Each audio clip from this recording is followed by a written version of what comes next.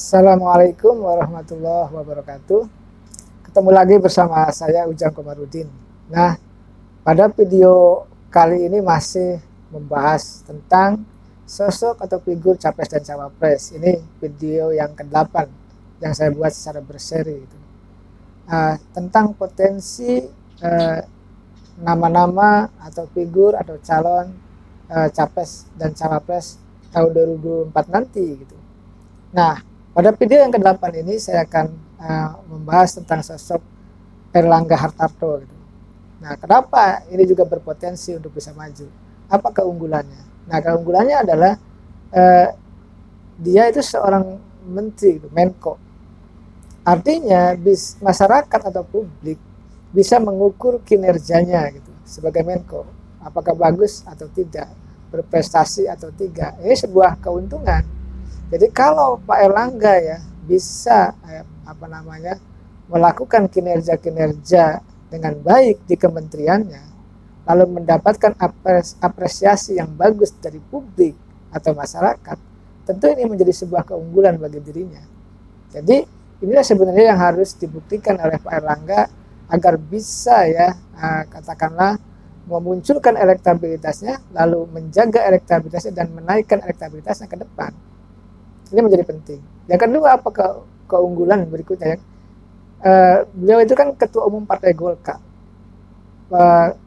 pemenang kedua perolehan suara tertinggi kursi di DPR RI.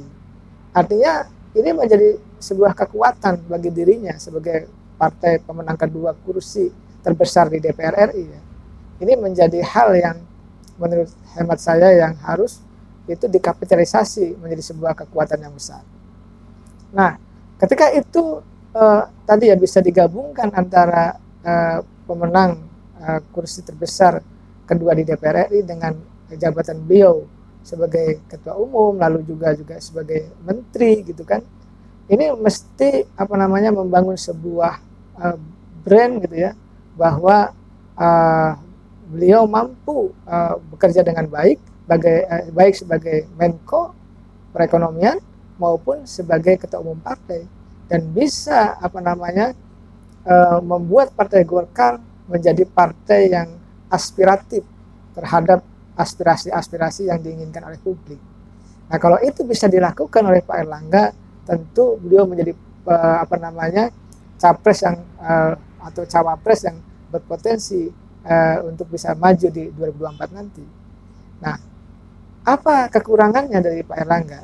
Ya, kita sama-sama tahu ya, Pak Airlangga surveinya masih belum cukup ya untuk merepresentasikan sebagai seorang capres atau cawapres. Tapi itu tidak ada masalah. Karena 2024 nanti itu pertarungan bebas. Siapapun bisa muncul, siapapun bisa bersaing, siapapun bisa bertarung gitu ya untuk bisa menjadi capres dan cawapres. Karena tidak ada incumbent. Oleh karena itu ya potensi Pak Airlangga ya untuk bisa menggenjot elektabilitasnya dengan jaringan legislatif di daerah gitu, dengan jaringan kepala daerah yang dimiliki oleh Golkar gitu, yang dengan jaringan yang dimiliki oleh elit-elit partai yang menjadi menteri ya kan, yang menjadi misalkan komisaris di BUMN ya kan, ini menjadi sebuah kekuatan juga untuk bisa mensupport dan mendukung, tentu tadi ya untuk sama-sama bisa memunculkan elektabilitasnya agar tinggi dan tetap mendapatkan dukungan dari publik. Tentu semua plus minus itu akan ada di setiap figur, termasuk Pak Airlangga. Nah, tentu bagaimana Pak Airlangga ya dengan pasukan Golkarnya itu bisa memunculkan sosok Pak Airlangga adalah seorang capres dan atau cawapres yang bisa ya kan mendapatkan simpati publik yang bagus. Kita tahu Golkar ada partai yang berpengalaman, partai besar ya, tetapi dalam persoalan pilpres juga dalam banyak hal juga banyak kekurangan. Ini yang harus dievaluasi. Tentu kalau nanti Golkar ingin mengusung Pak Airlangga, Golkar sudah paham betul peta politiknya seperti apa, permainan politiknya juga harus seperti apa. Tentu mereka akan merancang ya bagaimana ingin menaikkan elektabilitas Pak Airlangga.